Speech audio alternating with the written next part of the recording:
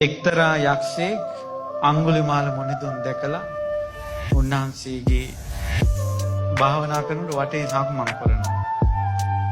හරි ආදරෙයි. සාමාන්‍ය මම හිතන්නේ අංගුලිමාල මහරහතන් වහන්සේ රත්තරන් පාටට බැබලි හිටපු කෙනෙක් කියලා. වනේ හිටපු හැඩි දැඩි චරිතයන්නේ. ගස් කොළන් සත්ව මාංශ කාලා කැලේම හිටියේ. මහාන විරක් කැලේටම ගියේ. ඊට පස්සේ උන්වහන්සේ භාවනා කරන අර යක්ෂයා සැරිසරනවා. අංගුලිමාල මහරහතන් වහන්සේ කෙටි කාලෙකින් පිරිනවම් පෑවා මහා වනයේ ඇතුලේ. ගොඩාක් කල් හිටියේ නෑ. ඊට පස්සේ උන්වහන්සේගේ ශ්‍රී දේහය තෙරුන් වහන්සේලා දර දාලා ඒ දේහය දැව්වා. හිතා ගන්න බෑ. ඒ ගින්දර කොහොමද මගේ මුනිතුන් දෙව්වේ කියලා. අර නිතර භාවනා කරනකොට සක්වලම් කරන යක්ෂයෙක් හිටියන්නේ. අනේ මගේ මුනිදුන් ආයේ කවද දකින්නද? මට නම් ජීවිතයක් එපා කියලා. දුවගෙන ගිහිල්ලා අර ගින්දරට පැන්නා.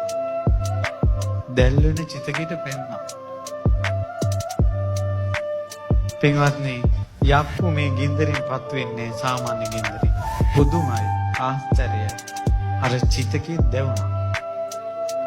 රහතන් වහන්සේ නමක් දැවෙන චිතකේ යකෙක් පිච්චුණා.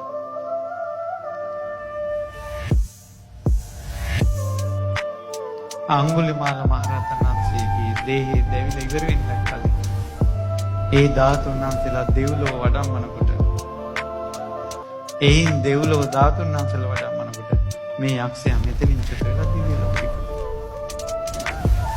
බ්‍රහ්මචාරී අංගුලිමාල මහරහතන් වහන්සේට පුද පූජා පවත්වලා ගොඩාක් දෙව්ලොව ගියයි. බ්‍රහ්මචාරී ස්ත්‍රී ඇසුරින් ඈත් වෙලා ඉන්නවා.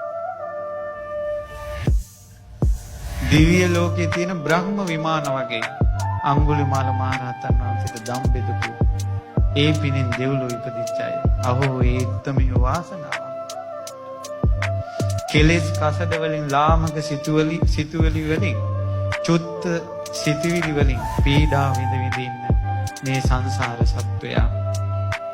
අහෝ මේ කරන පින් බලෙන් මේ කුසල්ම පෙරටුවට ඇවිල්ලා දෙව්ලොවත් බඹසර දෙවියන් අතර උපදිනවා.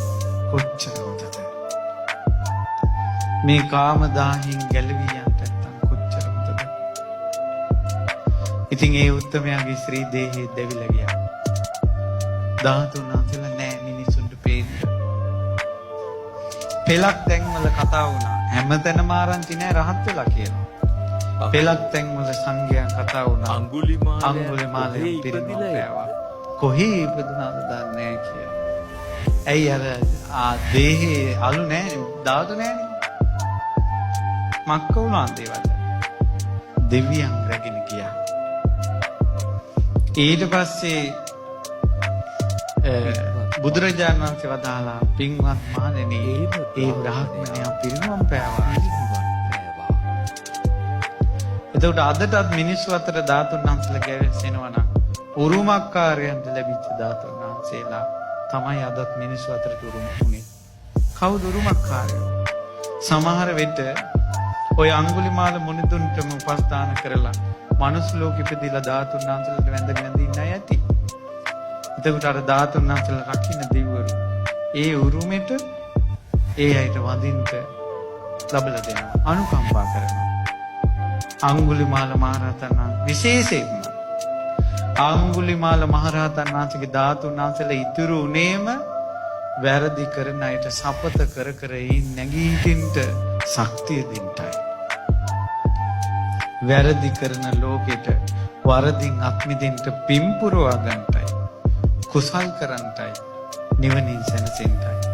පිරිනිවන් පාලා උන්වහන්සේගේ ධාතුන් වහන්සේලා තියෙන තාක් අපිට මේ විදිහට අනුකම්පා කරනවා.